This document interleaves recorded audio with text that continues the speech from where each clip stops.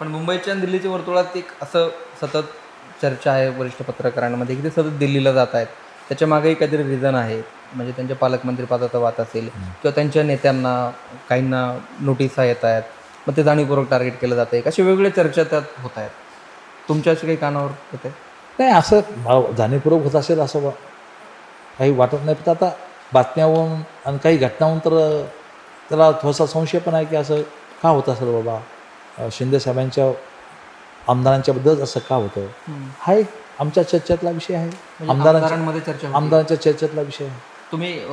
तुम्ही असाल किंवा बाजूचे तुमच्यासोबतचे आमदार सहकारी मंत्री बोललात एकनाथ शिंदे? हो, आमदारांच्या सोबतच असं का होतं? आमदारांच्या चर्चेतला विषय आहे की आपल्याच लोकांसोबत असं का होतं.